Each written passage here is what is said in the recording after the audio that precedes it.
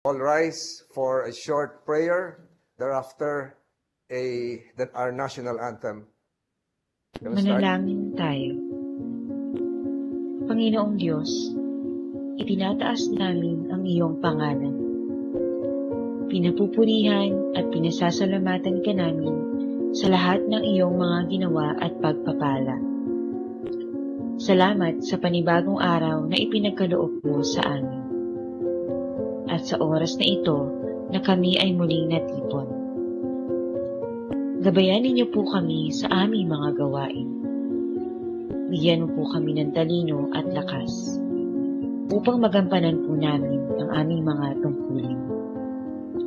Buksan mo po ang aming isip at puso sa mga bagong kaalaman na aming matututunan. At nawa ay maging kagamit-gamit ang mga ito sa aming buhay at sa pagtulong sa aming kapwa. Ikaw po nawa ang maluwalhati sa lahat ng aming katagumpayan sa araw na ito. Ito lamang po ang aming dalangin sa pangalan ni Jesus. Amen.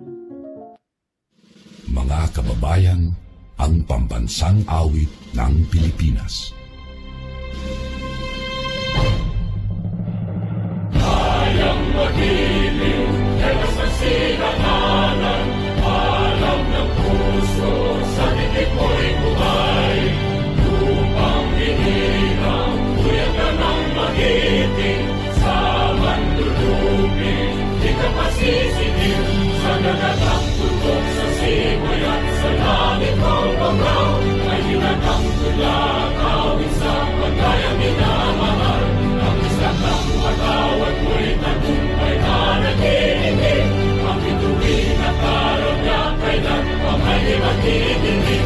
Lumang ang araw ng walhagin pagsinta, buhay langit sa piling mo.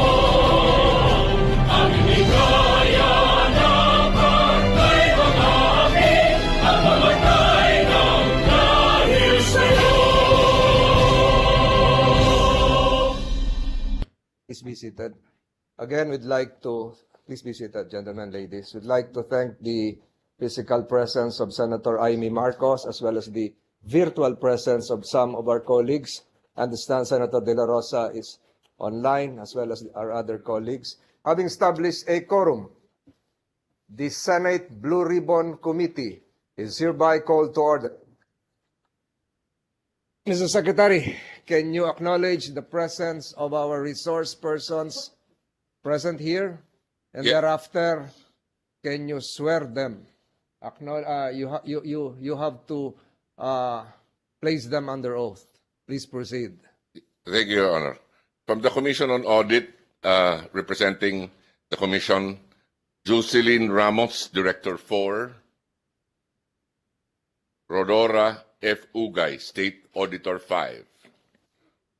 From the Department of Finance, former Secretary Mr. Carlos G. Dominguez III, and with him is Undersecretary Mark Dennis Hoven, and International Finance Group. From the Department of Health, Dr. Maria Rosario Vergere, Officer in Charge, Department of Health, and the former Secretary, Dr. Francisco T. Duque III. From the Interagency Task Force for the Management of Emerging Infectious Diseases, General Carlito Galvez is here. He was the former Chief Implementer of the National Task Force Against COVID-19 and Vaccine SAR. And from the Office of the Solicitor General, Your Honor, Attorney Elvira Castro, State Solicitor 2. Thank you, Your Honor. Those are the persons who are present right now. Can all the resource persons please rise? We have to administer the oath. General Counsel, can you do that for us? Yes, Your Honor. Please raise your right hand and repeat after me. Do you swear to tell the truth, the whole truth, and nothing but the truth in this proceeding? Thank you, Your Honor.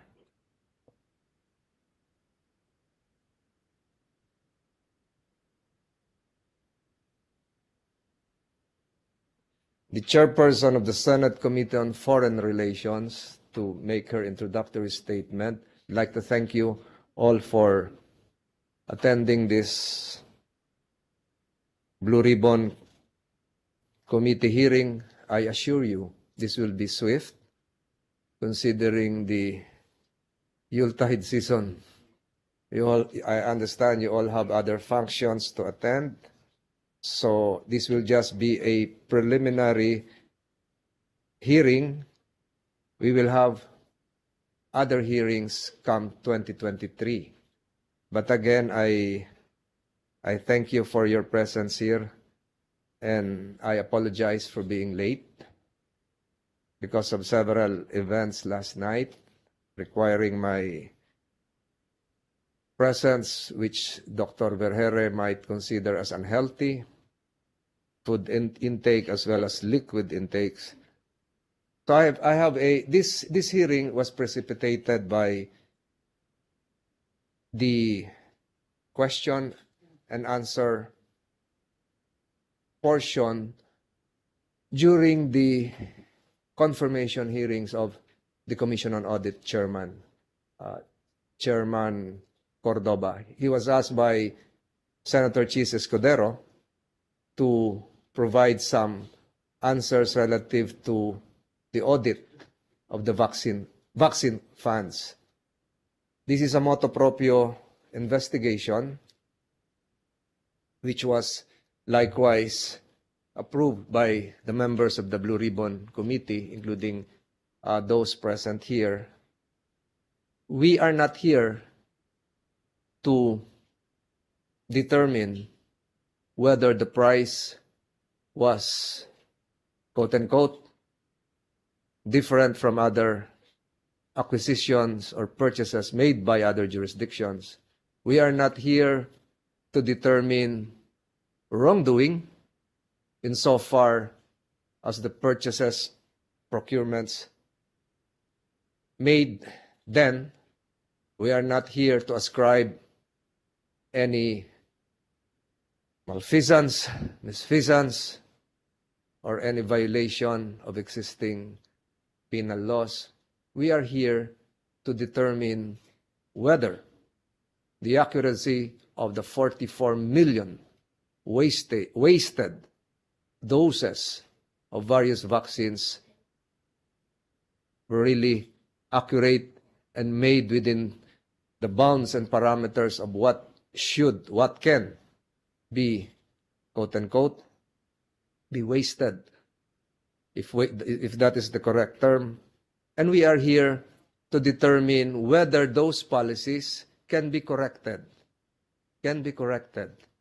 whether enough policies are in place, and whether the Senate, the Congress, can still do more to ensure that funds, whether sourced locally or foreign, can be used properly, with accountability, with transparency, to ensure that the people's taxes were really used correctly, having in mind the conditions during those days, the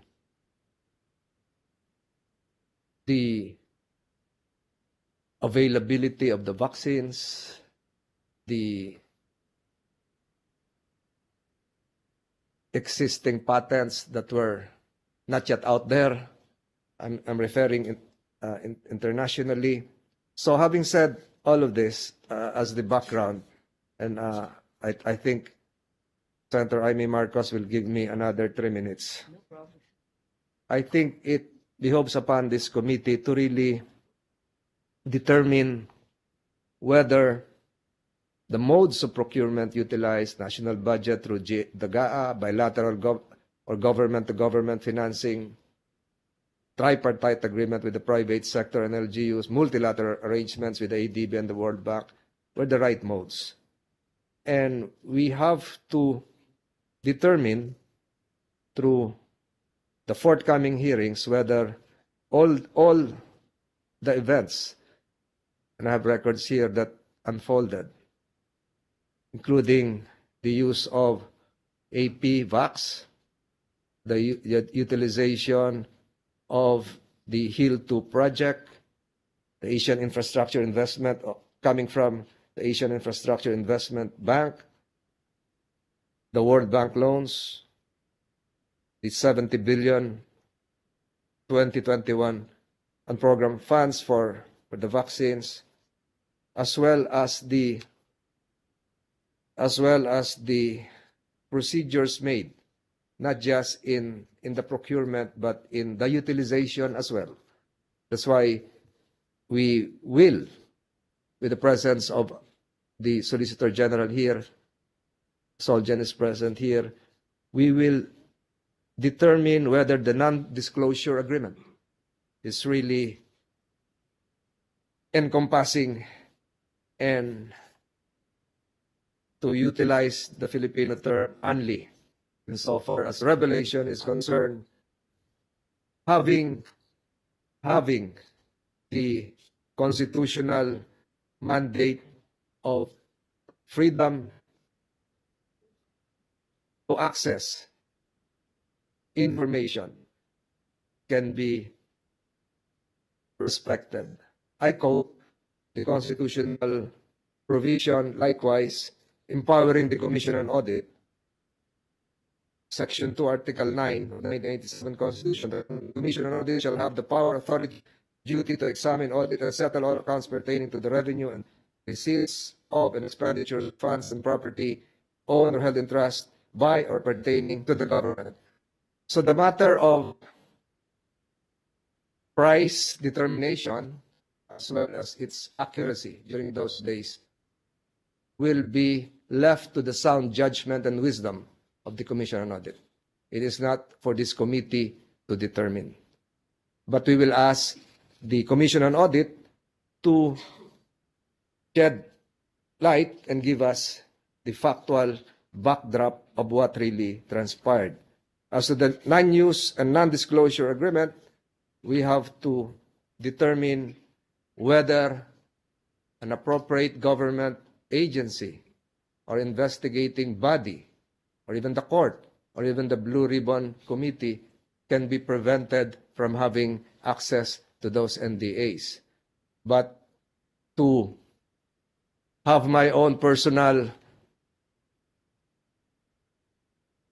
determination on that, I really believe that the NDA will not prevent this committee from determining whether the NDA is still applicable insofar as this investigation is concerned. I have in my possession several NDAs, several contracts of Pfizer with the European Union, with the government of Colombia, as well as Australia and Brazil, among others, including the manufacturing and supply agreement between various pharmaceutical companies and various governments in Latin America and other European nations. So having said all of this, I really believe that the public has the right to know. I'm quoting Article 3 of the Bill of Rights: the right of the people to information on matters of public concern shall be recognized. Access to official records and to documents and papers pertaining to official acts, transactions, or decisions, as well as to government research data used as basis for policy development, shall be afforded the citizen, subject to such limitations as may be provided by law. Unquote. Again, thank you for being present here. Before we proceed with the statements coming from our source persons, I'd like to acknowledge and allow the chairperson of the Senate Committee on Foreign Relations to have her introductory statement. You have the floor, Senator Amy Marcos. Yes, thank you very much. Like our chairman, I am posting double attendance with the Commission on Appointments. Hence, instead of an introductory statement, may I focus on the three areas of inquiry for the part of this representation. Firstly, with regard to COA, given that the COA Commissioner has repeatedly stated in this chamber that the COA is not bound by NDAs. so that the resident auditor will send the demand letter to the DOH. So we are all aware of this statement coming from COA, and I think it's in the interest of the Senate to acquire copies of the contracts containing said NDAs. Secondly, with regard to the DOH, the news has repeatedly reported that a wastage of at least 57 million doses has been tallied. Similarly, on December 7, I think the Secretary herself has estimated that the current vaccine wastage costs approximately 22 billion. How much of this was actually wasted, coming from General Galvez, and perhaps since we have the honor of Secretary Dominguez's presence, how much of all that was borrowed? And finally, may I know if the DOH has submitted a report or any closure rendering or accounting to the House of Representatives or the Senate as to the implementation of the vaccination program required under Section 13 of RA 11525. We would be keen to acquire copies of said reports, even if they were given partially or in sequence. Thank you. That will be all, Mr. Chair. Thank you, Senator Marcos. If there are other members of this committee present online doing multitasking as Senator Marcos is doing, can you please raise your hand or unmute yourselves? Senator Bongo? Senator Bongo is recognized. Senator Bongo, can you hear us? Is he logged in? Has he logged in? Senator Bongo? What about Senator De La Rosa? Senator De La Rosa, are you online? Senator Tulfo? Siguro we'll allow them later as they unmute and show their virtual presence. But the questions propounded by the chairperson of the Senate Committee on Foreign Relations would probably sum up the answers needed by this committee during today's initial hearing.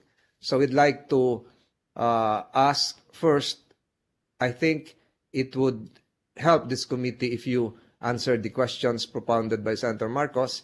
That will expedite, although there will be some questions later. Commission audits present here? Can you raise your? Yes. So we start first with Secretary Galvez to answer the questions of Senator Marcos, or if you have an introductory statement likewise, please proceed. Thereafter, we'll be asking Secretary Dominguez to have the floor, and then the current officer in charge of the Department of Health, and then Secretary Duque, thereafter the Commission on Audit, unless there will be some members popping out and in from that screen. I think that will be our first initial hearing. Secretary Galvez, you have the floor. You have our undivided attention and ears, likewise. Yes, sir. Yes, just to clarify, General Galvez and COA, the question was, could you please tell us what efforts were made by the COA to audit the procurement of the COVID vaccines, or did you simply not audit because of the NDAs? Madam, I will answer the question after, if you will allow me to have the context of my opening statement, Your Honors. Please proceed, please proceed. But bear in mind the questions propounded by Senator Marcos, likewise. Yes, Your Honor. To the honorable members of the Senate, led by our Blue Ribbon Committee, Chair Senator Francis Tolentino, fellow civil servants, we have also, I would like to acknowledge Secretary Dominguez, Secretary Duque. First of all, I would like to thank the Senate's Blue Ribbon Committee for inviting us to this hearing, giving us the opportunity also to reunite with our colleagues fighting the COVID-19. Having served as the chief implementer and vaccine czar of the National Task Force on COVID-19 during the previous administration, I would like to help clear the air of misconceptions regarding the government's vaccine procurement efforts. Let me begin by laying the context of our situation before. When the COVID-19 pandemic struck in 2020, everything was a race against time. International pharmaceutical companies rushed to produce the first COVID-19 vaccine. Our main objective then is to save lives and our economy. And when the first COVID-19 vaccine came out in December 2020, governments across the globe scrambled to obtain the much-needed doses. Highly developed nations cornered the main bulk of the limited supply, as they were the ones invested heavily on the research and development. This situation put less developed nations like us at a major disadvantage, as rich nations were able to buy as much 6 times their actual population. The Philippine government had moved fast, and our main goal was to save lives. And we would like to thank the Congress and the Senate for the passing of the Republic Act number 11525, or the COVID-19 Vaccination Program Act of 2021. It was enacted by Congress and Senate, and this law authorized the National Task Force and the Department of Health to procure vaccines on behalf of the national government. Under Section 3 of RA 11525, the National Task Force and the DOH were likewise allowed to negotiate and approve the terms and conditions of purchases on behalf of the local government units and other procurement entities, but not limited to the price and payment terms. The law also gave confidence to the manufacturers to sell their vaccines to us, and also ensure transparency and accountability to the parties. The non-disclosure agreement is part of the process, as among the manufacturer's main requirement before entering into supply agreements, meaning we cannot do away with the CDA. On the part of the national government, we had no choice at that time, as signing this agreement was the only way we could purchase much-needed vaccines doses. To recall, vaccine production at that time was very limited and was just starting to pick up. Given all the safety nets that has been put in place under RA 11525, all our negotiations and procurement transactions were above board. We must also remember that the bulk of our purchases were being funded through multilateral loan arrangement with Asian Development Bank, World Bank, and Asian Infrastructure Investment Bank. This institution would not tolerate any form of corruption under their watch, which is clearly stipulated on the contract having an anti-corruption and transparency clause. Finally, the national government did not overpurchase vaccines. Timely orders, coupled with donations from COVAX and generous countries, gave us the sufficient supply to inoculate at least 100% of our target population. We are also able to limit the numbers of non-nation government-procured vaccines getting wastage within the standard rate. In summary, the government aims to fully protect the Filipino people from COVID-19 by providing the needed life-saving vaccines. The magnitude of the vaccine rollout that both government and the private sector carried out is the first of its kind in the country. Through an efficient and effective public and private partnership, the vaccination campaign reached at least 99% of its targeted population, which is 77 million. And to answer the question of our Honorable Senator Marcos, it can be recalled on any of the transcript of records of the Senate and the Congress that the CDA, the confidential agreement, is only not allowed to be disclosed in public. But we never said that we will not allow COA to look at it. In fact, the contract that we had with the manufacturers, we did not sign contracts to the 3 of the manufacturers because they don't want to have the transparency and disclosure agreement with the World Bank and the ADB. So Yes, meaning General, the to CDA. your mind, why did COA therefore not audit? Sir, the said contract? Madam, it's not in our statement that the COA cannot audit it. It is only during the hearing that we said that we cannot disclose the contract. It is only during the public hearing with the Senate and the Congress that we cannot disclose the CDA that we have signed, not with the COA. It may be my own failure of memory of the language, but I seem to recall otherwise. But Mr. Chair, perhaps at this juncture, we can inquire from the COA why said contracts were never audited. We acknowledge the interjection by Senator Marcos. So abruptly, we'll just ask a quick response from Commission on Audit, and then we'll allow Secretary Galvez to continue. Yes or no lang? Sir, Madam, Your Honors, the contracts or the agreements were not submitted to us. So that part we were not able to audit, but we were able to audit the other parts of the project. Yes, if I may, Mr. Chair, and perhaps since Secretary Duque is here, may I quote the statement on record by the COA head, Cordova, when he faced the Commission on Appointments. The Department of Health po at that time, si Secretary Duque, wrote to us stating they will not be able to provide these documents because they have an NDA or non-disclosure agreement with the suppliers. So perhaps Secretary Duque can Secretary Duque can answer, but later we will allow Secretary Galvez to continue his statement.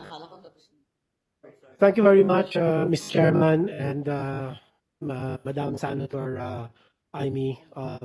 Thank you for inviting us to this hearing. And to respond, I would like to state for the record that, in fact, on November 16, 2021, very much the DOH, under my watch, sent a letter to then Chairman Michael Aguinaldo requesting that a special audit be made, and that the special audit consists of financial and compliance audits of our vaccine-related procurements funded through the World Bank, ADB, and AIIB.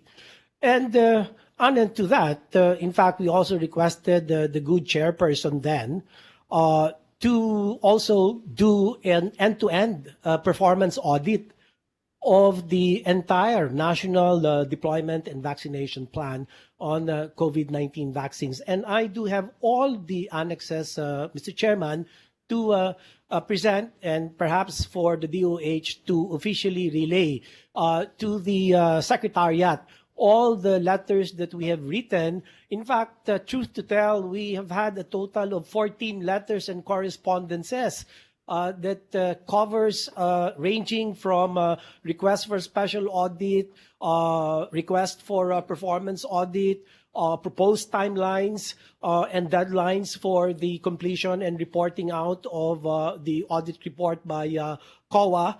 And also, we had drafted, in fact, the terms of reference that will underpin the audit by COA. So, Your Honor, Mr. Chairman, we have all the documents and annexes that we would gladly relay through the Department of Health, that is, of course, officially to the SBRC Secretariat. So, contrary to this report, you will have your time later. Thank you. We'll Thank you allow, very much, Mr. Chairman. Yun lang purposes po, of Mr. orderliness here, we'll allow Secretary Galvez to proceed. We acknowledge the presence of Senator Jingoy Estrada as well. Tuloy mo lang, Secretary Galvez, how many more minutes, and then the sequence would be after you, we'll allow Senator Jingoy Estrada to make his introductory statement, and then after you, it will be Secretary Vergere, I think, or Secretary Dominguez, Secretary Vergere, and then Secretary Duque, thereafter COA. So please proceed with the permission of Senator Jingoy. Finish your statement, and then we'll allow Senator Estrada to have his introductory statement. Secretary Galvez, you have our ears.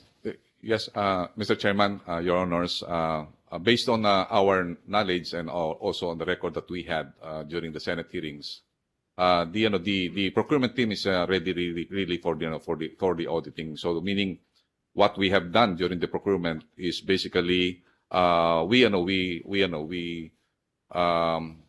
applied what we call the prudence that we have to have with the procurement, and we follow all the procedures. And what we can say is that we are ready to really to have it audited by the COA, considering that also during our negotiation, the different multilateral partners that we have, the Asian Development Bank, World Bank, and also the IIB, we know that they will also the terminal or the special audit that they will conducted. That's why in our contract it is stipulated in there that the ADB and the World Bank and the IIB provided some sort of transparency and anti-corruption clause, so that the manufacturers will abide with the certain procedures in auditing in terms of after the procurement of the vaccine. So in record, Your Honor said we are really abiding to the constitutional right of the COA to make an audit with the contracts. Galvez. Senator Estrada, you have the floor for your opening statement. Thank you, Mr. Chair, Senator Amy. My challenge to the Department of Health is to reduce unnecessary vaccine wastage. Pangalagaan po natin ang kaban ng bayan at siguraduhin na hindi ito nasasayang. Rest assured that I am fully committed to helping the committee investigate and get to the bottom of this issue of public interest while safeguarding the rights of all concerned. That's all, Mr. Chair. Thank you, Senator Estrada. We will now have Secretary Dominguez. You can have your opening statement here.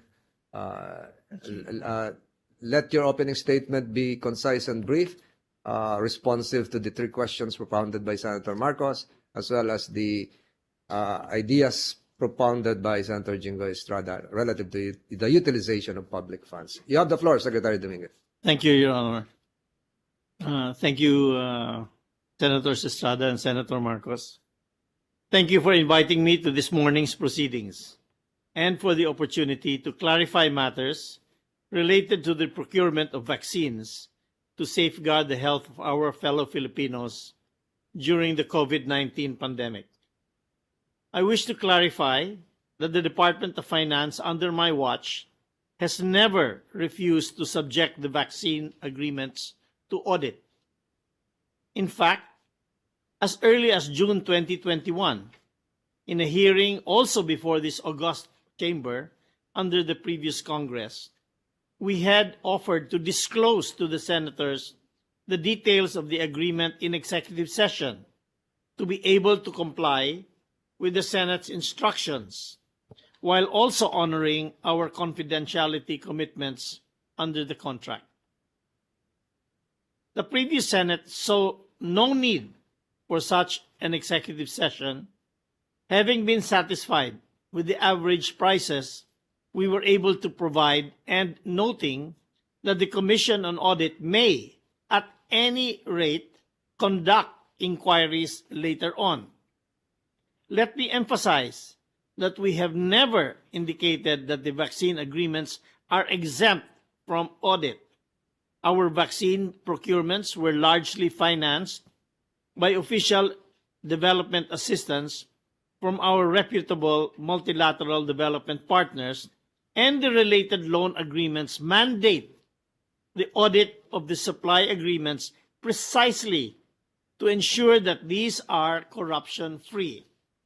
In fact, disclosures pursuant to audit requirements are enshrined in the supply agreements. Under our Constitution, the COA has the jurisdiction to audit all government accounts. These vaccine supply agreements are no exception. While the details could not be publicly divulged in keeping with our confidentiality obligations, these may be duly audited in compliance with government procedures. We hope that we were able to make this position clear to this honorable body. Thank you very much. Dominguez. from Senator Marcos. Now we have Secretary Vergere, then thereafter Secretary Duque, and then COA. Dominguez. Yes, good morning, Mr. Chair, and to our honorable senators present this morning. First, we'd like to say that the DOH is but one of the many government agencies that handled the COVID-19 vaccine portfolio. So from the COVID-19 vaccine rollout to the different agencies handling different aspects based on their mandates and technical expertise. So in fact, the DOH doesn't have any issue with being subjected to audits for these vaccine procurements. In fact, the Department of Health requested specifically from COA for these audits, as what Secretary Duque has just mentioned. We are very much ma'am? Can you repeat willing. that last line? Can you repeat that last line? I'm sorry. Yes, yes, Honorable Chair. I stated, Mr. Chair, that we are very much willing to be subjected to audits. In fact, the Department of Health specifically communicated officially to the Commission on Audit for these specific audits that can be done for our National Vaccine Deployment Program. As to the questions of the Honorable Senator Amy Marcos, first, Honorable Chair, for vaccine wastage, the bulk of the 44 million wastage, Honorable Senator, would be coming from procurements. Is it 44 million or 57 million? 57. As stated by Senator Marcos? Based from our inventory, Honorable Chair, it's 44 million. The 44 million wastage, based on our inventories, mostly comes from the procurement of the private sector, which is around 44.82% of their procured vaccines, and coming from the local government units, which is around 33.34% of their procured vaccines. If we look at our current inventories, the national government procurement, only 2.97% out of the total number that we have procured, which is around 134 million doses that we have procured, only around 2.9 million have expired from these national government procured vaccines. The estimated amount of wastage among the national government procured vaccines corresponds only to 1.99 billion if we are to equate or estimate this at 500 pesos per dose. So that is what we have as a response to the question of Honorable Senator Amy Marcos, Mr. Chair. Thank you, Secretary Vergere. So, Secretary Duque, you can incorporate your previous answers to your opening statement now. Once again, thank you very much, Mr. Chairman and your honors. I would like to state, Mr. Chairman, that the entire DOH family, both from the previous and current administrations, share the same objective of ensuring that our citizens' hard-earned taxes are well spent and fully accounted for, down to the very last centavo. Your honors, the provisions on confidentiality and non-disclosure are standard clauses or agreements accompanying the vaccine contracts executed worldwide. These form part of the agreements entered into by the Philippine government. Notwithstanding this confidentiality and non-disclosure agreements, the DOH has recognized that while some details on the transactions for the procurement of vaccines cannot be publicly disclosed, as earlier mentioned and pointed out by former Secretary Dominguez and Secretary Galvez, they are not exempt from COA's audit jurisdiction.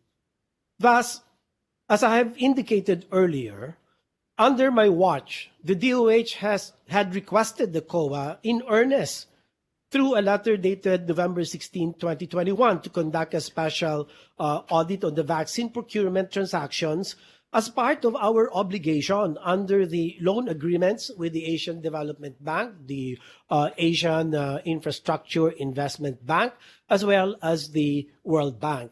It's not a question of choice whether we would like to subject such contracts to COA audit. It is our obligation, very clearly stipulated in the loan agreements entered into by the Philippine government with the multilateral development partners. So upholding our end in these agreements is indeed crucial to protecting our nation's interests. The government needed to steer clear of needless litigation or legal liabilities.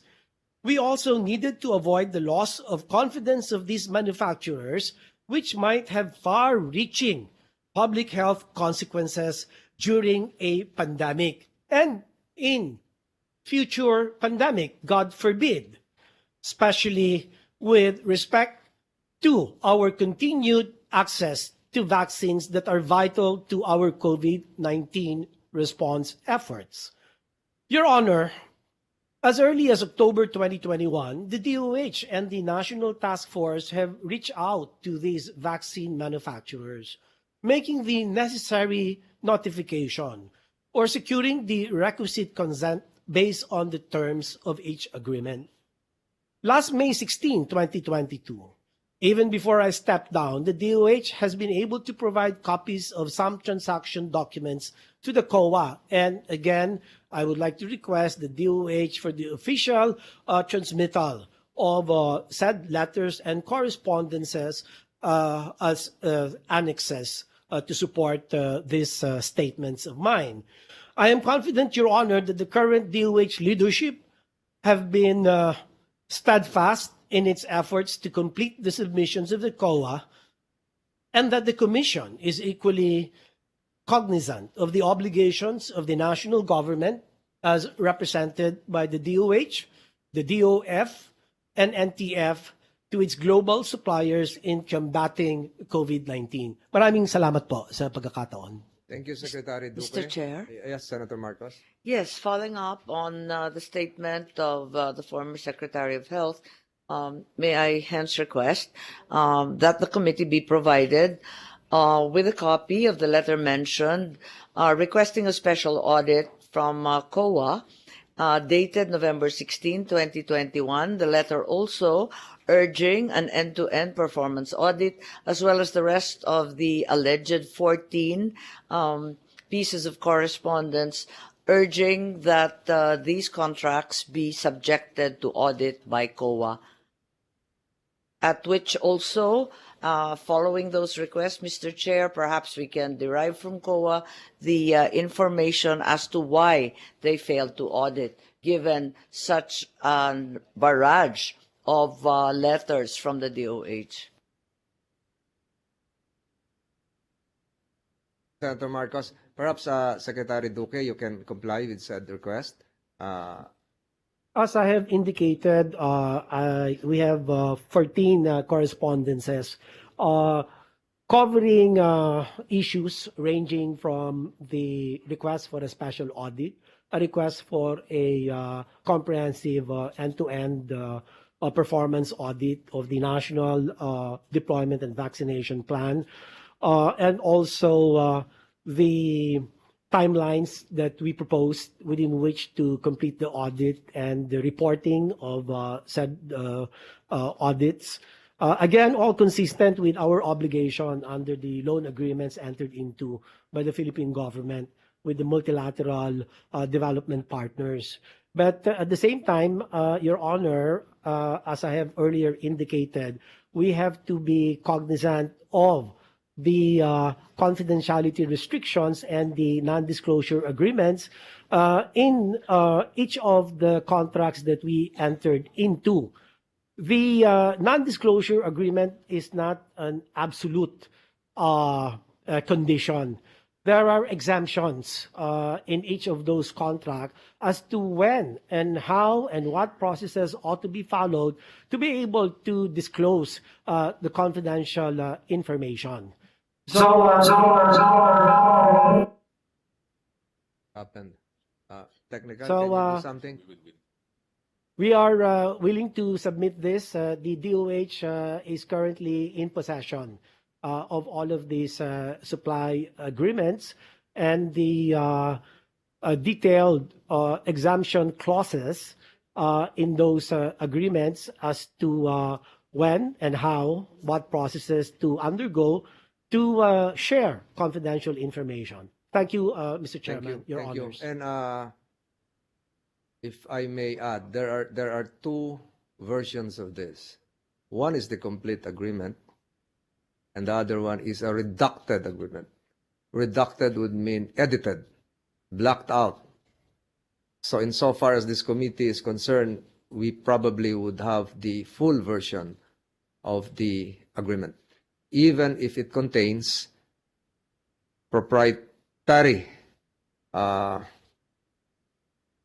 insertions there, which we are not scientists here, nor pharmaceutical, nor having pharmaceutical knowledge. So we will not be able to use that. But in terms of the duration of the CDA or NDA, price probably would be included. We are very, very interested. This committee is interested in that. The Commission on Audit perhaps can reply as to the statement given by Secretary Duque. There are dates given. The first date was November 2021, wherein they asked you for an audit. And then, if you can likewise answer my question, was there a request coming from the World Health Organization or other foreign agencies requesting for an audit? You have the floor, COA. Yes, sir. Thank you, Your Honor. Apo. Good morning again, sir, Your Honor. I'd like to answer first the question on whether we have already demanded the documents from the Department of... There are two. One is that whether you demanded. Yes. Second is whether they requested. And the third one is whether a foreign institution requested likewise. Please Yes, proceed. We have demanded the submission of documents from And the when? DOH. The latest of which is dated December 6. But I'd like to make December mention 6 that of we have... what year? This year, sir. But I'd like to mention that we have already requested as early as 2021. And I'd like to confirm that they have submitted these documents. However, we still have to receive the not redacted documents, sir. And When was the November submission made? September, sir. September. The first request from us for them to submit the from what we heard, agreements. they asked for an audit November. Yes, sir. That's the audit for the COVID projects funded by the ADB and the World Bank. And I'd like to confirm that the DOH actually requested a special audit. Yes, sir, they did, as a requisite of these two banks, the ADB and the World Bank, because it is a requirement from the loan grantee. Secretary, I stand corrected. Delete the words World Health Organization. It should have been World Bank. Please World proceed. Bank and Asian Development Bank, sir. Okay, sir. Proceed. What happened next? A series of communications ensued because they initially requested that the audit or the audit report be submitted June 30. However, because the people that will be involved in the audit are the very same people or auditors who are auditing or conducting the regular audit, we cannot promise them the report to be submitted by June 30. So we instead agreed to the audit if they will agree to a September deadline for the audit report. So, Ma'am, if I may interfere, Yes, there sir. are two sources here: domestic funds as well as the foreign sourced funds. So you're now referring to the foreign. the special audit, sir, is from the funds from the two banks. From the two banks, because it is a requisite. It is a requisite of the foreign banks to have an audit. Yes, sir. Because So you might as well answer the GAA sourced or special law funding given to the procurement of the vaccines, not just the foreign loans. Yes. They specifically requested for three, there are three projects, sir, which we call the Hill one. That's the health enhancement to address and limit COVID. Dalawa yung, there are two tranches. The first one is, I'd like to mention the amount, sir. $125 million. That's the first tranche, and the second tranche, that would be 700 million. And then we also have the PSERP. That's another project. So we actually have three projects. The funding coming from the local government, that's already part of the regular audit that we are conducting. So that's not part of the special audit. So the special audit only covers these three projects. What about those procured through Bayanihan 2? What about those procured through GAA 2021 and the other sources locally? Was that likewise part of the audit, or? Yes, sir. Part of the regular audit conducted by our resident auditors.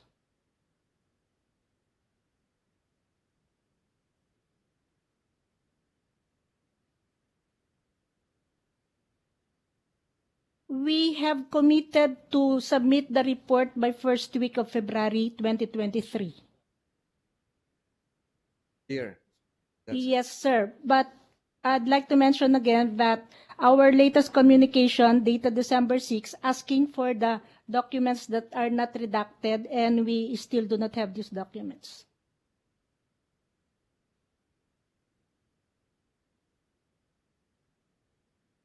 When? December 6, sir, the latest request, 2022.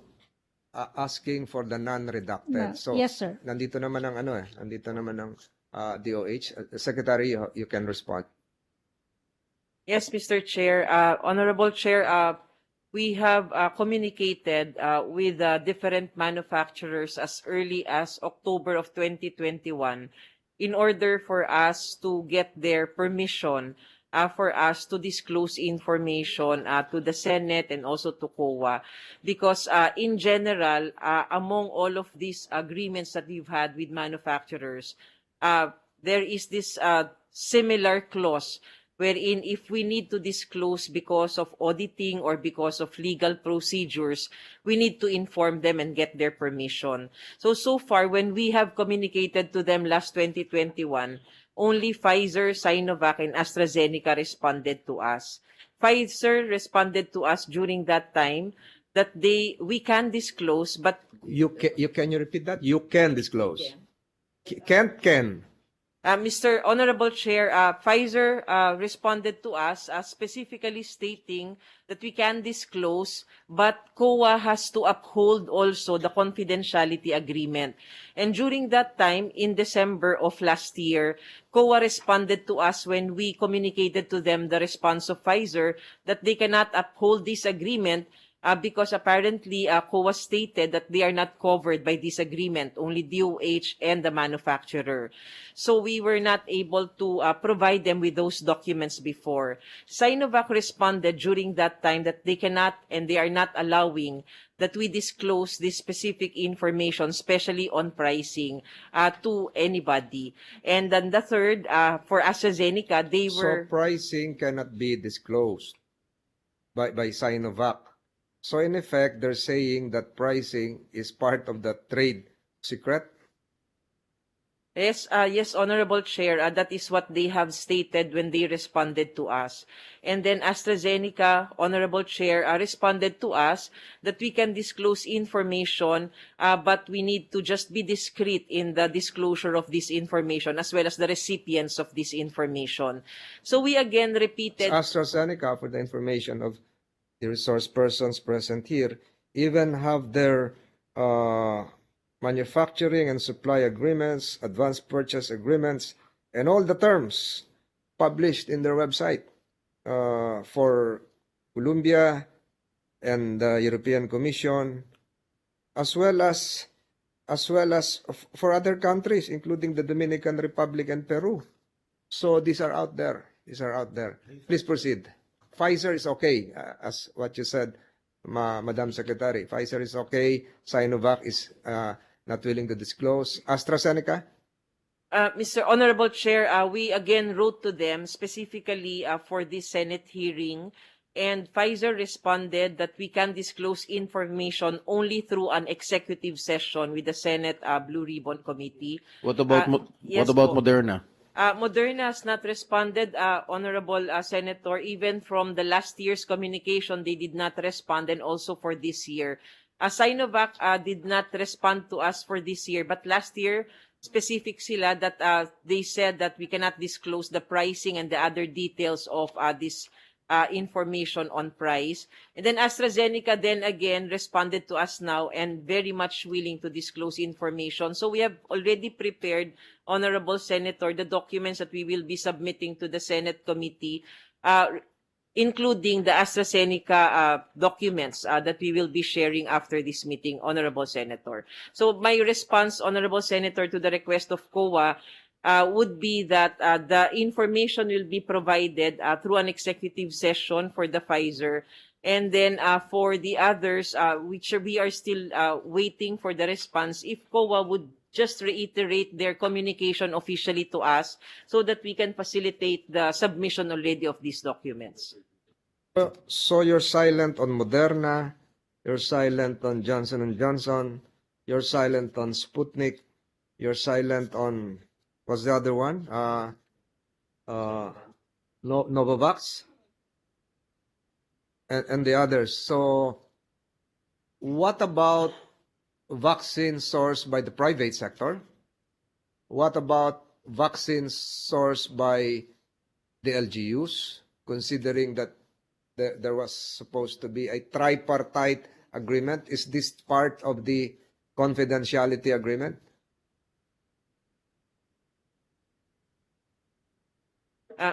Confidentiality agreement from all the NDAs I have in my possession refers to two parties. Now, if you have a tripartite, you now have three parties. So we're venturing into the realm of legalities here. But is this included? Honorable Senator, if I may request Secretary Galvez to respond to this. Proceed, Mr. Secretary. I believe, Your Honors, Chairman, I believe it is also included in the contract. Considering that this is almost similar to the original contract, that we have a tripartite agreement with the private sector. So the bottom line is this now. COA should request for the other manufacturing supply agreement, not just for Pfizer, but for the others, for the other suppliers. And this should include not just those sourced from loans, but even from the General Appropriations Act. And when can we do that, COA? Your Honor, sir, we have already requested all of them, except that, and they also already gave us the redacted. So, as regards the supply agreement, we already made requests, but we can reiterate if needed. Sir. Thank you. Let's remove some grains here from what we are now dealing with is the non-disclosure agreement. What COA is asking is the complete version, unedited, correct? Perhaps the Department of Health can assuage public concern and help public interest, even by not providing us, this committee, at this juncture, the entire agreement, but the NDA provision. The NDA provision. The NDA provision is a section of that agreement. So you can perhaps provide us Pfizer, Section 12. The signatories to this agreement will not, blah, blah, blah, and this non-disclosure agreement will have an expiration date of blah, blah, blah. Because from my little knowledge of contract law, an NDA has an expiration date. It is not only. It has a date. Once it is consummated, the contract, once we have paid, it is already completed. There is no prohibition that would prevent you from disclosing the NDA provision. The NDA is not the entire agreement. So will you let this committee have that NDA section? Because we cannot, I believe you consulted with your legal team, but we cannot be apprised properly, pardon the term, if what you're saying is correct, unless we have that provision. Ano yung nakalagay doon sa NDA? Ano yung NDA mismo? Give us that NDA from Pfizer, Sinovac, AstraZeneca, Moderna, Johnson & Johnson, and even Sputnik, Gamaleya. Ano yung nakalagay doon? I'm very sure that they're not the same. I am very sure that there is an expiration date. I am very sure that we cannot be totally be prevented from having access to that. The provision on NDA is not the entire agreement. Is the Solicitor General here present?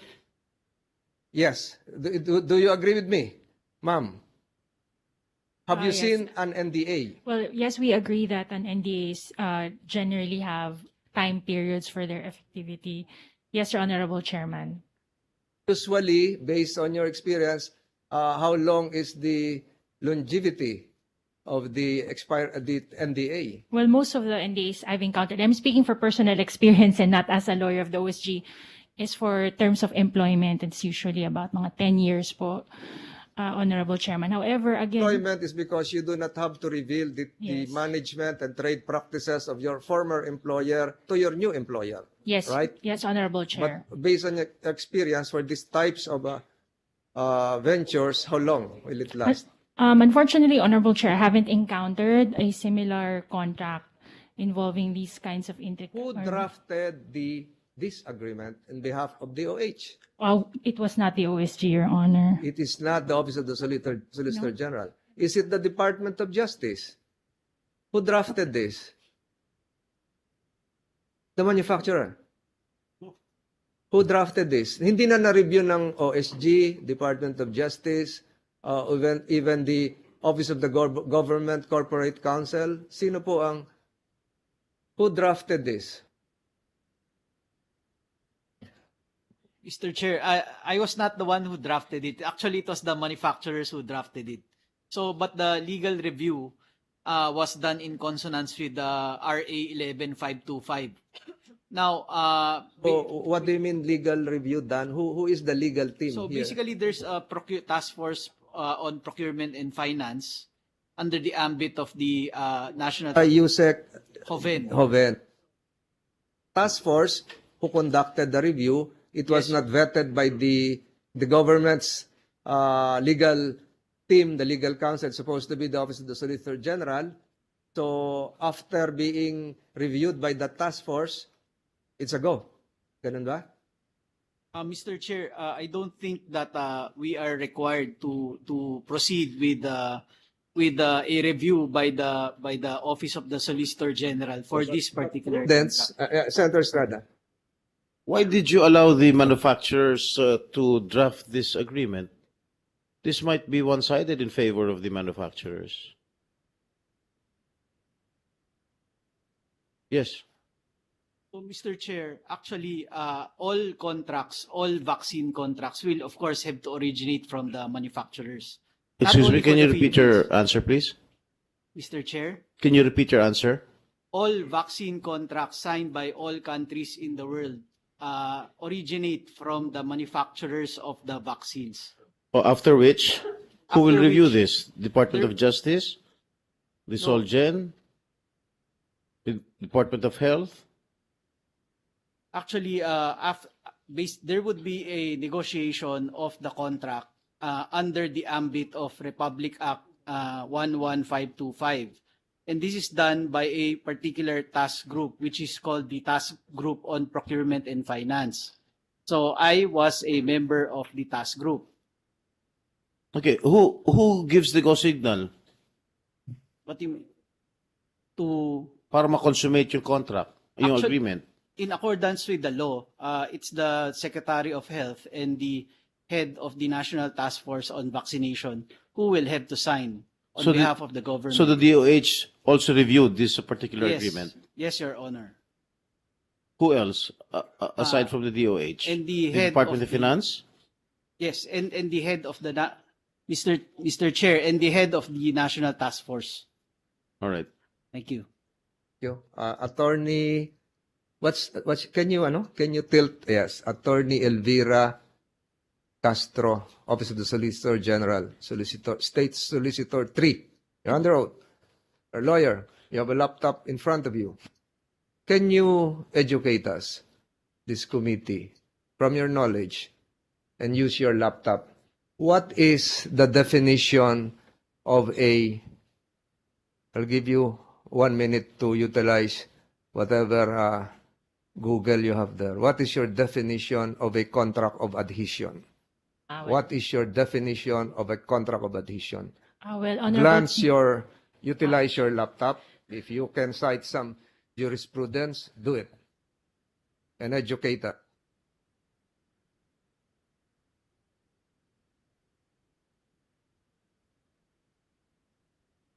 Speak in behalf of the Solicitor General's office. Well, I can read the specific jurisprudence for the Honorable Educate Court. all the law students listening right now. Under the case of Norton Resources and Development Corporation versus All Asia Corporation. You remove your mask, Okay. ma'am. Doctors there.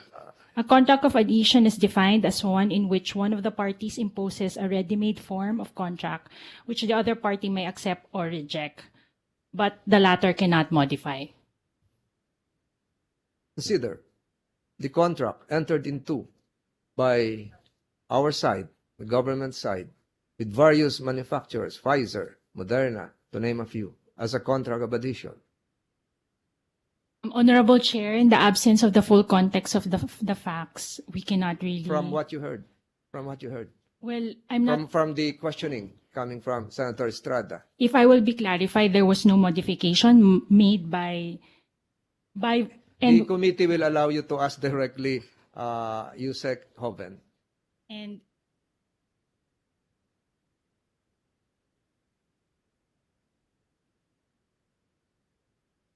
Provided with his own microphone.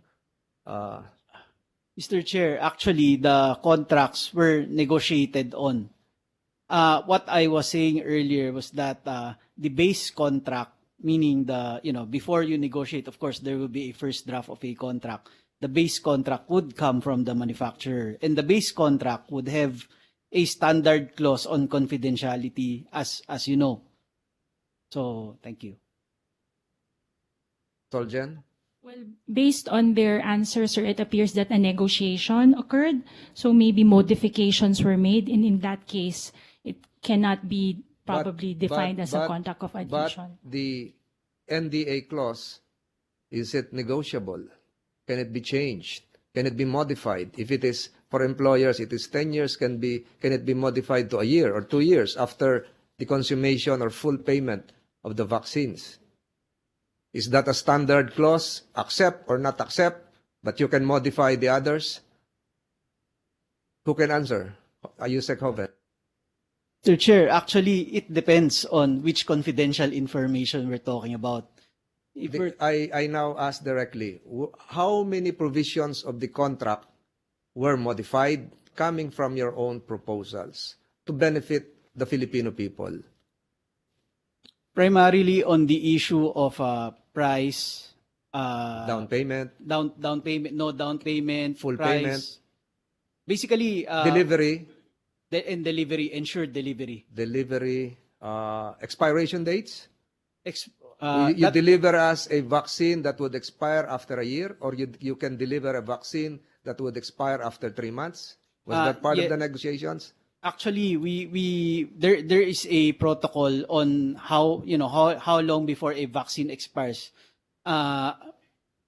There's a standard by which that has to be delivered. But Mr. Chair, just to put things in the proper context, at that particular point, all vaccines had an expiry date of 6 months, because at that point, no manufacturer understood how long the vaccine will last. Thank you. What about the non-disclosure agreement? Can that be negotiated? Can that be amended? Can that be changed? Actually, the expiration date of the NDA, not just the vaccine.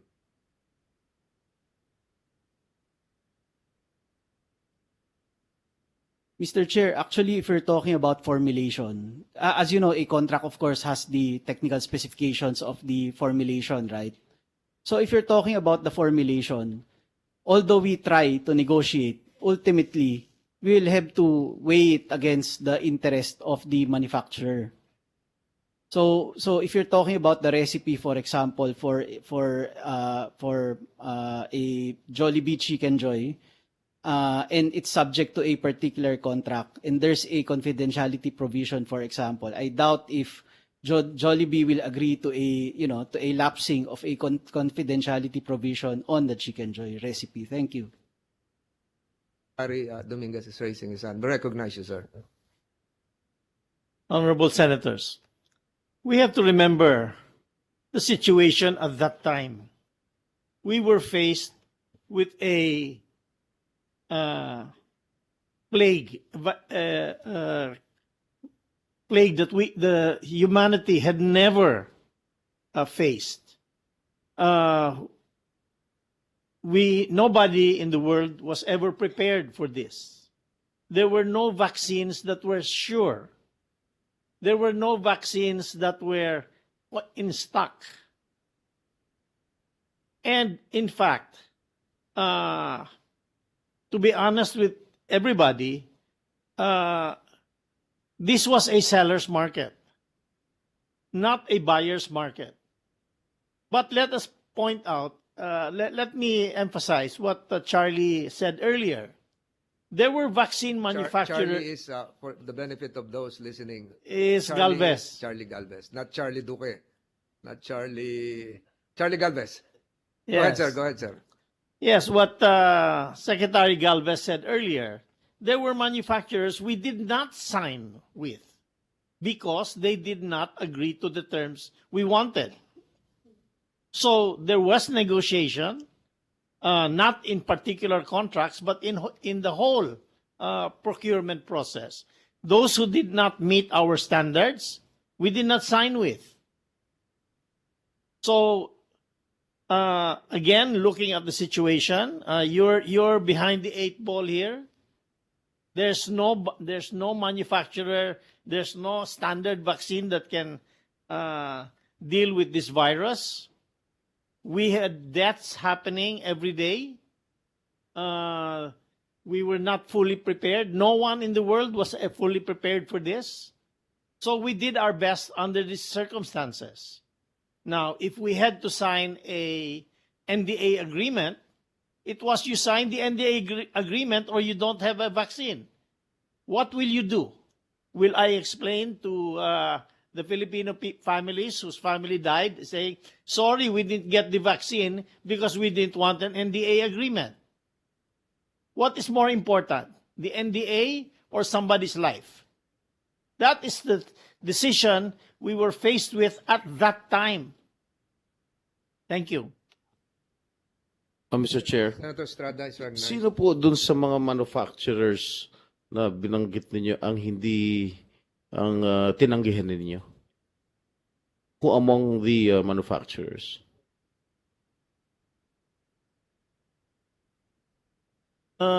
Secretary Galvez has the more information, but I know one was AstraZeneca. The national government did not buy AstraZeneca vaccines. In fact, I had a very sharp conversation with the ambassador of the UK regarding the fact that AstraZeneca was being very, very difficult. Thank you. Secretary, what do you mean by being very, very difficult?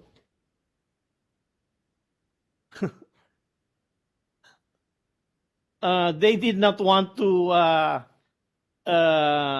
basically give in any of the requirements we wanted. So we said we won't sign with them. That's what I remember. But Charlie has the information on other manufacturers. Can you enlighten us further? Sir, actually, sir, all manufacturers nahirapan po talaga kaming mag-negotiate because there are terms na talagang for us when we convey with the president before, it's unacceptable. But later, we even asked the Senate to pass a law, which is the National Vaccine Procurement Act. Kasi po talaga requirement po maraming silang requirement. As Secretary Dominguez had said, this is a seller's contract.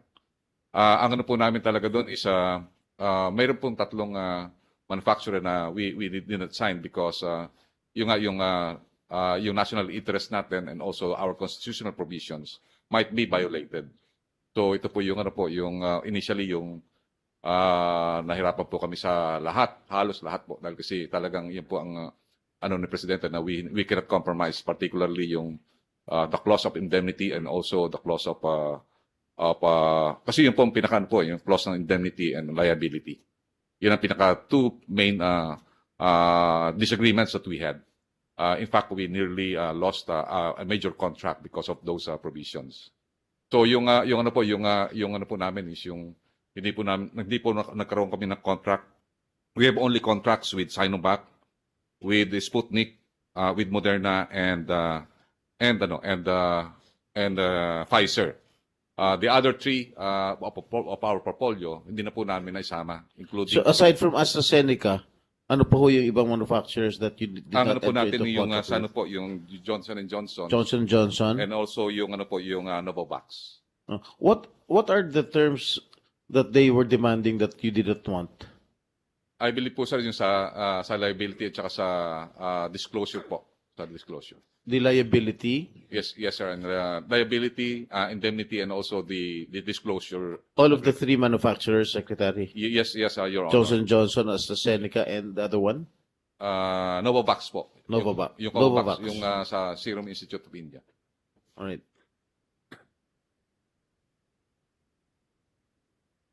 As I have said during my opening statement, we will not deal with the rationale. We recognize the concern raised by Secretary Dominguez that was a seller's market. There was a need. That this was a first time. There is no precedent insofar as the acquisition of these vaccines. But we will probably dwell more on the wastage, the 57 or 44. But before dealing with that, I promise you this will be a short hearing because Christmas is approaching. May we ask from whoever can answer, and even the Solgen, prior to signing an agreement, there are advanced purchase agreements, preliminary agreements, or even a binding term sheet. You spell sheet S-H-E-E-T. So these are preliminaries before you sign the final agreement. Is COA interested in that? The binding sheet is usually given by Pfizer. So you negotiate first, and then you have a binding sheet agreement, and then you have the full agreement. May we ask if COA is interested in that? If the negotiator was able to negotiate the terms of the advanced purchase agreement or the binding term sheets? Again, I repeat, you spell sheets S-H-E-E-T. So these are preliminary documents. So were there negotiations concerning that? Or we accept that lock, stock, and barrel?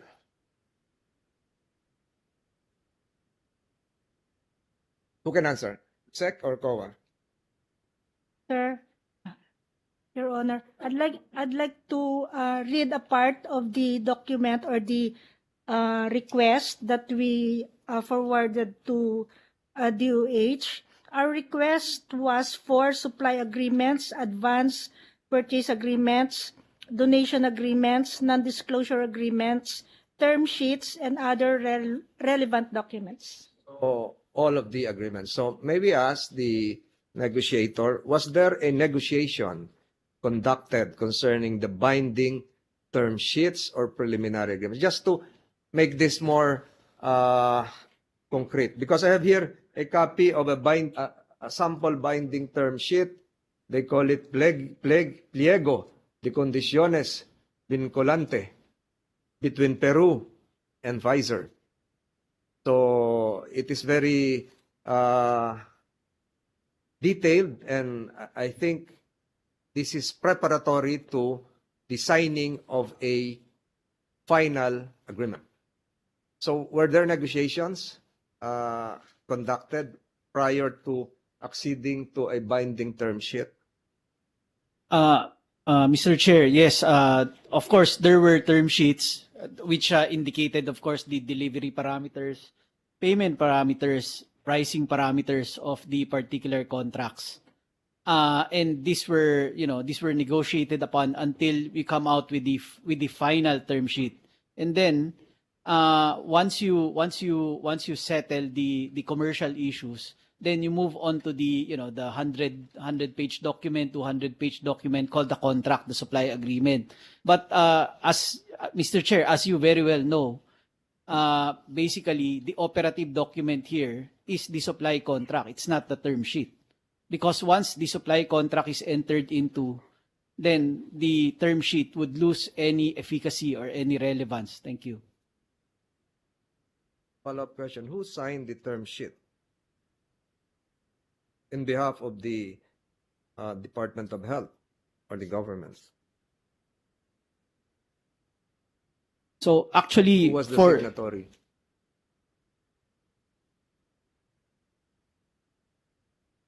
So, Mr. Chair, so for those with term sheets, because as you know, not all, as I said earlier, not all manufacturers will need a binding term sheet before you move on to the contract. Some manufacturers would go directly to the contract, but for those manufacturers who required a binding term sheet, say in the case of as the Mr. Chair mentioned, Pfizer, for example, it was the Secretary of Health and the National Task Force head who signed pursuant to the Vaccine Procurement Act or RA 11525. Thank you. Senator Estrada, you're...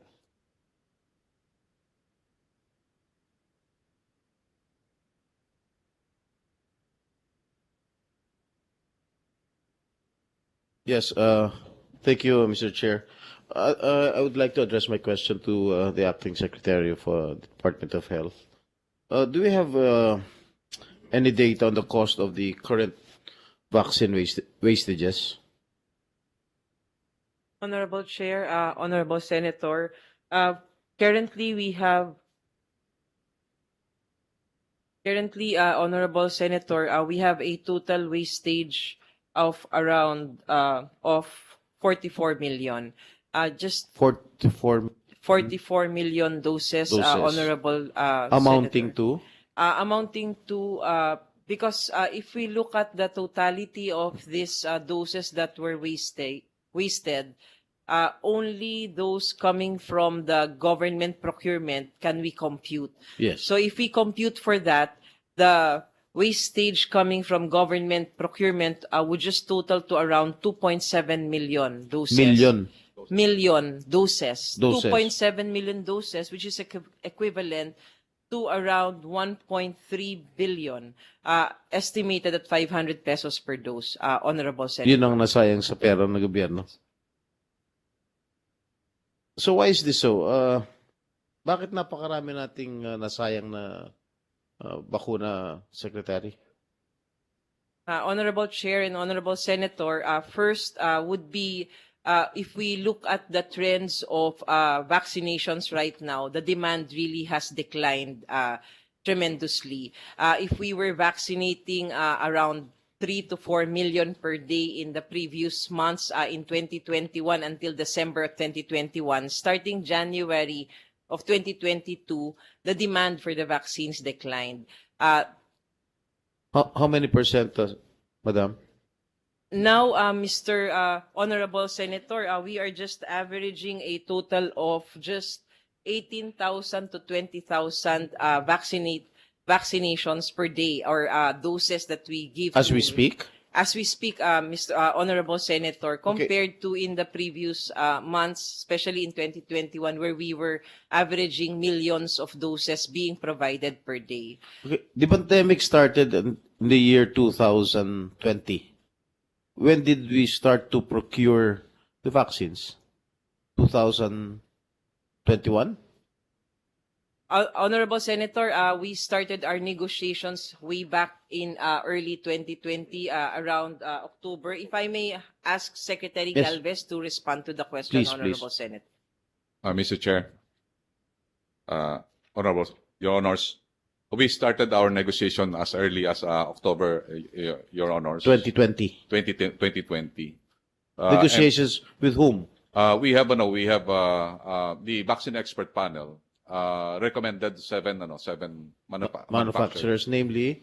Namely, we have Sinovac? We have Sinovac, Sinopharm? Pfizer, J&J, JJ, Moderna? Sputnik, Moderna, and other available. Before Alright. we have also Bharat, Okay. vaccine, and we were able to have consummated the Agreement. negotiation initially with Sinovac, and then Sputnik, considering that these two vaccines are the only available vaccines during those time, because most of the vaccines, Moderna and Pfizer, has been taken by Western countries. Mhm. And then if you look at the vaccine demand during the early first quarter of 2021, we have a supply issue. The issue is really supply. If you look at the trend of our vaccination program, we pick up our vaccination in August 2021, wherein we were able to inoculate 13 million. And then later, we always also pick on November 2021 with 27 million. And also the vaccination on December, we were able to maintain it at 22 million. Meaning, Your Honor, the demand had greatly increased during the third and fourth quarter. That's why the procurement, when we saw that the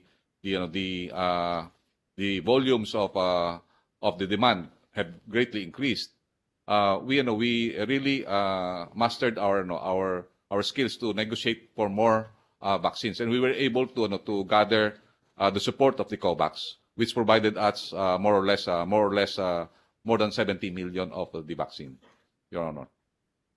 Secretary Dominguez? Thank you. I think we better put these numbers in perspective. The total vaccines that we received is 251 million doses. We received 92.83 as donations.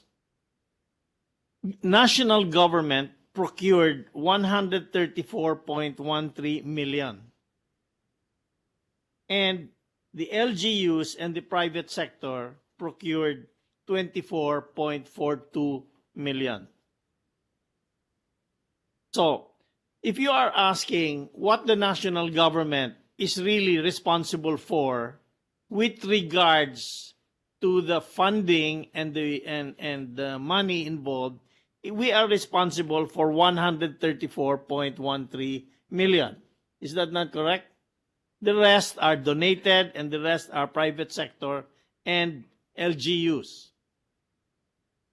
Now, according to Undersecretary Vergire, we lost from the national government stock 2.7 million wasted. Now, 2.7 million is 2% of 134 million. That is a relatively small amount of loss of national government vaccines. So, losses happen in every business, in every activity. 2%, I think, is not alarming. Okay, the amount is 1 billion pesos. But you have to remember that we funded this with borrowings. Our total amount disbursed was 1.198 billion dollars. So that is equivalent to about 50 or 55 billion pesos. We lost 2% of that. Okay, it's high. Yes, it's high. It shouldn't happen, but in reality, these things happen. Even if you buy bullets for the armed forces, you will expect a certain amount to be duds. You cannot have 100% perfect. So that was what we, as national government officers at that time, are responsible for, a 2% loss. The rest comes, losses, I suppose, will come from the losses from the private sector, from the LGU purchases, from what was donated. And as was explained, not everybody wants to be vaccinated. That's the reality of the situation. I have some relatives who do not want to be vaccinated, despite the amount of trying to convince them to do it. But that's the reality. So is 2% high? Is 2% low? Is it acceptable? Is it not? That is up to the judgment of this honorable committee. But in my personal experience in the private sector and in the public sector, 2% loss is not so bad. Thank you. Thank you, Secretary Dominguez. Secretary Verere, how many Filipinos have been vaccinated as we speak? Yes, Honorable Senator, we already were able to fully vaccinate 70.9 million. 70.9. First dose, second dose? 73.7 million. Se- This is fully vaccinated, Honorable Senator. These are 2 doses. 2 doses. What about yung mga booster shots? Do you have any For the records? for the first booster shots, Honorable Senator, it's 21.047 doses that were administered or recipients for this. So what was the first figure that you mentioned? 73 Yes, it's million 73.7 million. Filipinos have Yes. been vaccinated. Yeah. 2 doses. Yes po. Okay. Yung booster, ilan? 20? It's 21 million and 47. So yung 50 million Filipinos hindi pa nagpapabooster. Am I right? But this 73.7 million will include also the 5 to 11 years old, who are not yet eligible for the booster shots. Yes, okay. So how many amongst the 73 million are eligible for booster? We remove the total population of 5 to 11 years old, which is around 10 million. Among this, Honorable Senator, we are looking at around 40 million individuals who are still doesn't have their first booster shots. Why is that so, Secretary? Ayaw nila magpa-booster shots? Honorable Senator, we've done several surveys already since we've noticing that the trend or the demand has declined already. Foremost would be the hesitancy of our citizens because it is already not a requirement for school or not a requirement for work. Second, some of them would not like because they think that they have already enough immunity in their bodies because they got sick already plus the first 2 doses. So these were the common answers by our citizens when we did our survey, Honorable Senator. But if you travel abroad, they require you to have a booster shots. Am I correct? Kasi hinahanapan eh. Not all countries are requiring have this kind of requirement, Honorable Senator. Most of the countries would only require the first 2 doses. Okay. Thank you, Secretary. Secretary, just to follow up the question of Senator Estrada, we have been receiving reports. And I have here in my possession the latest statement coming from the World Health Organization as to the rationale. Correct me if I'm wrong. This is dated 18 August 2022. The rationale for a second booster. I've heard reports coming from the private sector that some employers, even employees, would want to have a second booster. Why is it that the DOH is apparently silent on this? Because those who had their first booster shots are willing, not all, to have a second booster. Let me quote the World Health Organization. This is their latest statement. The rationale, there is a WHO roadmap and I quote, I'm not a doctor, nor pretending to be one. Rationale for a second booster. In the context of the Omicron variant, the waning of the VE was documented as relatively minor against severe and rapid symptomatic illness. A recent systematic review and meta-regression assessing VE probably is the vaccine, over time since, this is data, would require the need for would make the second booster dose increase the VE against all outcomes initially. And if I may continue, the rationale for a second booster is to restore and possibly enhance protection, etc., etc. Bakit po hindi tayo magpa-second booster? Para yung nasasayang ay hindi talaga masayang kasi yung nagpabakuna na nagpa-first booster, palagay ko yung iba doon gusto magka-second booster. Yun ang hinihingi ng private sector noon, payagan na silang magpa-second booster para hindi mag-expire yung iba magamit. Ako po, ewan ko si Senator Estrada, payag po ako magka-second booster. Kasi kung humihina na yung first booster ko, mangailangan ng second booster. Bakit ho yung ibang bansa ay nagse-second booster na, tayo ay hindi nagse-second booster, hindi niya pa pinapayagan? Kasi kung papayagan, naniniwala po ako, mababawasan yung masasayang kasi yung nagpa-first booster ay willing pong magpa-second booster, lalong-lalo na yung lumalabas ngayong simbang gabi, yung lalabas sa mga festival, sinulog, dinagyang sa January 15 at marami pang iba. So bakit hindi tayo is this a policy decision or I have here the WHO statement na pwedeng mag-second booster. Bakit po? Para hindi para mabawasan po yung wastage natin. Dr. Berere? Yes, Honorable Senator. Honorable Senator, we've started implementing the second booster shots among the 3 vulnerable sectors of the population: healthcare workers, senior citizens, and those with comorbidities.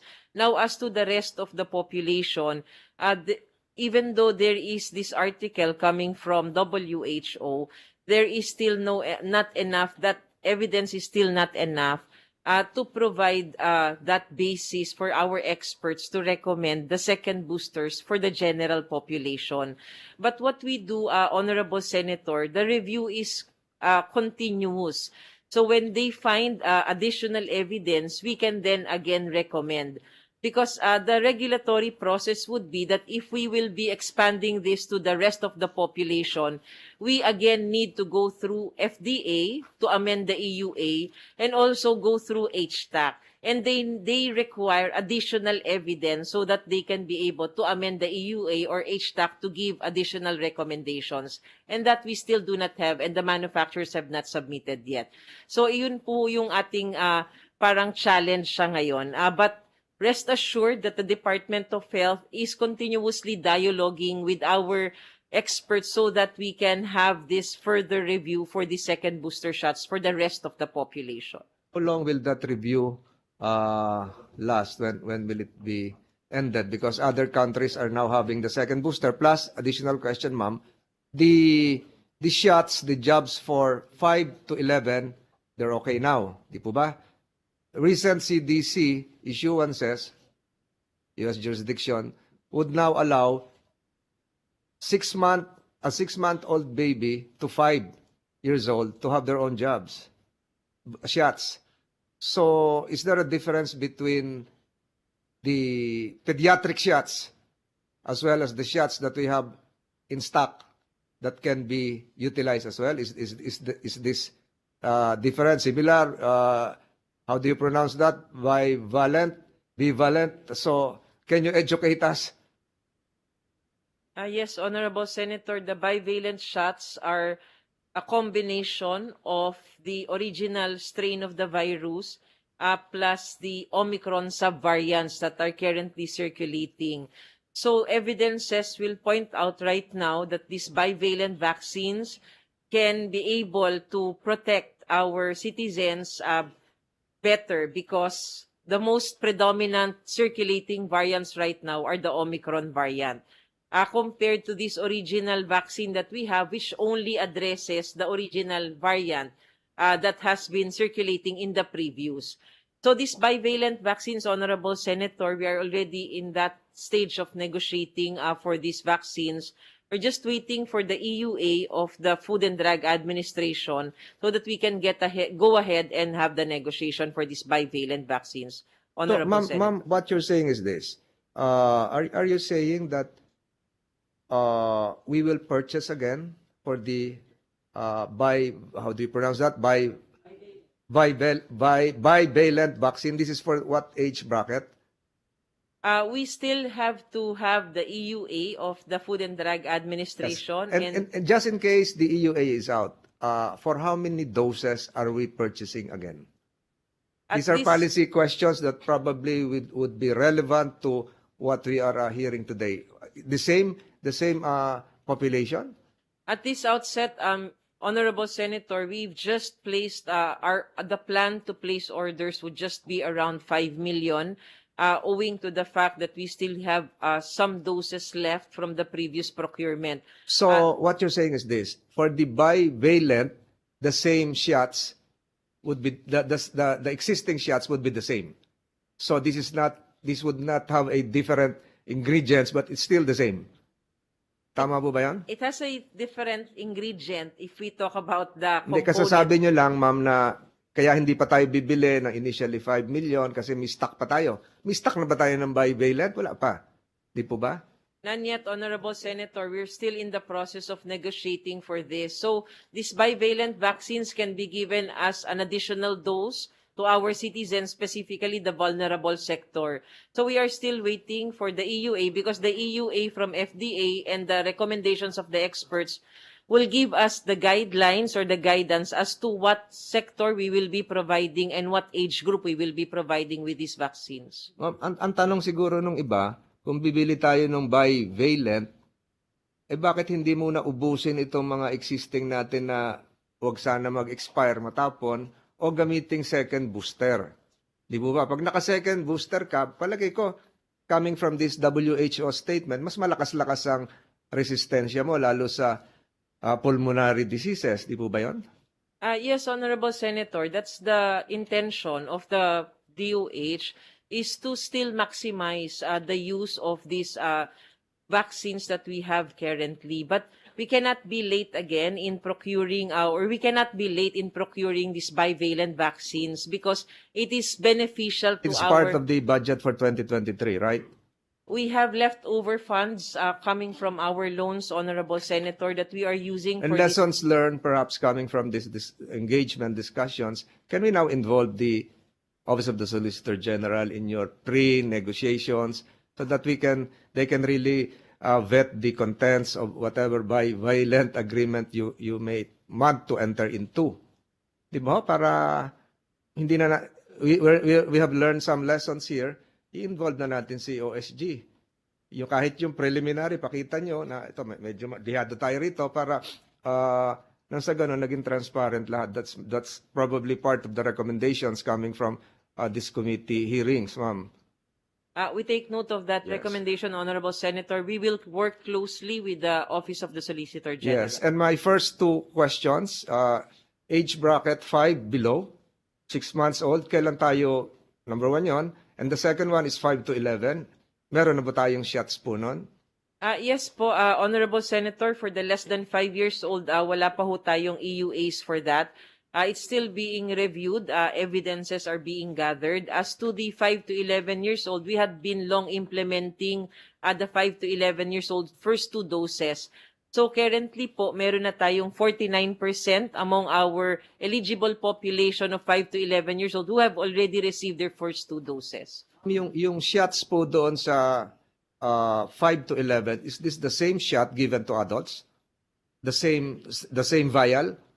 There is a different formulation for the 5 to Pfizer. 11 years old, and I think for the less than 5 years old, it's going to be the same with this 5 to 11 years old. Can you repeat that? For the less than? For children, Honorable Senator, there is a different formulation compared to the 12 years old and above formulation. And I understand we're limited to Pfizer.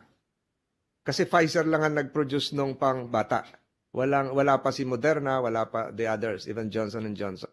We already gave an EUA for Sinovac, Honorable Senator, for those 5 to 11 years old who are not, who have some form of medical conditions and cannot take Pfizer, so they can take Sinovac, Honorable Senator. The previous question coming from Senator Estrada would probably result in non-acceptance of Sinovac and even Sputnik when you travel abroad. Yes, Honorable Senator, but some of the individuals who have severe allergies and other medical conditions are advised by their specialist physicians to receive Sinovac instead because it is inactivated and causes less severe adverse reactions. I will not question you concerning that. You're the expert, but this committee is more interested in the NDAs, and that's probably part of the mandate of COA to have the unredacted, non-redacted contract, even the pre-agreement sheets, to be in your possession. So, question is, when can you provide the Commission on Audit copies of this? Ma'am, ang sabi nyo kanina, sa bawat agreement, kailangan silang humiling. In open session today, they are now requesting that they be provided. How fast can you provide the Commission on Audit with copies of this? Who will answer? DOH? Yes, Yun lang Honor- po ang punto itong hearing na to. Plus yung na-explain na naman kanina ni Secretary Dominguez yung necessity to acquire the vaccines due to the situation before. Hindi natin alam kung ano mangyari. That's a given, and this committee is taking notice of that. It's a worldwide first-time pandemic, but now we're looking at the NDAs because there will be future procurement similar to what you've just stated. So we'll have the Office of the Solicitor General engaged, plus in compliance with the constitutional provision and the mandate of the Commission on Audit, when can you provide them a copy of the agreements? Yes, Honorable Senator, we're already preparing, and we will be submitting as soon as possible within, maybe by tomorrow before lunchtime, Honorable Senator, if that is okay. COA, are you satisfied with the answer? I think that's a positive outcome of this hearing today. Yes, sir, Your Honor. Only point of clarification, because what we heard earlier was that we will be given copies if COA They are now answering that they will provide you copies tomorrow. So Yes, sir. do you have additional requirements? No, sir. I'd just like to be clarified because there was a statement earlier No, when they that's said the latest statement now that they will provide you. that. Okay. Diba? Okay, sir. So palagay ko wala na kayong hanapin pa. Honorable Senator. Unless they will retract their statement. Honorable Senator, yes, we have stated a while ago that we will be requesting a reiteration of the official communication letter. But since the Honorable Senator have mentioned that we are having this verbal or this hearing, You're under which, oath. You're under oath, yes, and COA, it's and considered DOH. already official, so we are now not going to request for this reiteration for the communication letter, but instead use the proceedings from this hearing to serve as basis for that request. Audit, perhaps satisfied. So I think we've covered various aspects of the issue concerning the 44 million wasted vaccines. Reasons given by Secretary Dominguez are noted and in compliance with the requirements. The only remaining issue now is the NDA, which this committee during the next hearing would probably require in an executive session. We will have an executive session with the COA, with the other resource persons present here and the members of this committee come 2023. So I think that will be acceptable to the general public. It will be transparent likewise, and we will guide the Department of Health in their future acquisitions so that it will not be... OSG, you still have your laptop? How do you define onerous in contract law? You have 1 minute. Can you educate us? Connect lang po ako sa internet.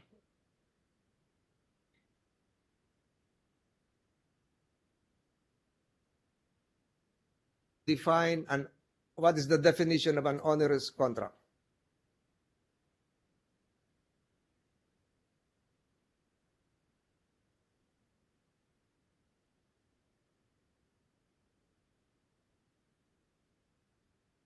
Well, Masma.